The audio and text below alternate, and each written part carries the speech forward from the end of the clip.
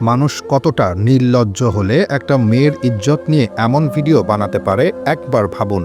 প্রকাশ্য রাস্তা, দিনের আলো, মানুষজনের সামনে একজন স্কুল ছাত্রী ভ্যানগাড়িতে বসে আছে, আর ঠিক সেই মুহূর্তে স্কেটিং পায়ে এক বখাটে তার পায়জামা টেনে খুলে ফেলেছে।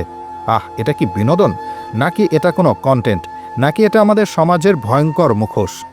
ঘটনাটি নেত্রকোনার পূর্বধলা উপজেলার নারায়ণডহর এলাকায় দারুল হুদা মাদ্রাসার পাশেই একটি জায়গা, যেখানে নৈতিকতা শেখানোর কথা, সেখানেই এমন পশুত্ব। মেয়েটি তখন নিজেকে বাঁচাতে ব্যস্ত, লজ্জা ঢাকতে ব্যস্ত, ভয় সামলাতে ব্যস্ত, আর ছেলেটি পৈশাচিক উল্লাসে মেতে আছে, যেন এটা কোনো মজা। এ দৃশ্য দেখলে যে কারো গা শিউরে ওঠে। প্রশ্ন জাগে, মেয়েরা কি এখনও রাস্তায় নিরাপদ না? এখনও কি তাদের সম্মান এতটাই সস্তা? একটা মেয়ের ইজ্জত যখন রাস্তায় ছিনিমিনি খেলা হয়, তখন নীরব থাকাটাও কি অপরাধ নয়? আজ এই মেয়েটি, আগামীকাল কে? এই বখাটেরা এতটা বেপরোয়া হয়েছে কিভাবে? কার ভরসায় তারা প্রকাশ্যে এমন সাহস পায়?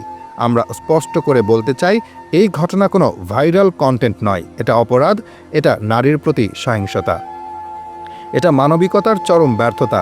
স্কেটিং করা ওই বখাটে ছেলেটিকে অবিলম্বে খুঁজে বের করে দৃষ্টান্তমূলক শাস্তির আওতায় আনতে হবে, যাতে ভবিষ্যতে কেউ কোনো মেয়ের দিকে এভাবে হাত বাড়ানোর সাহস না পায়।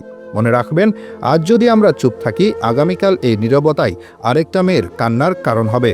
এখন এ সময় চুপ থাকার নয়, প্রতিবাদ করার।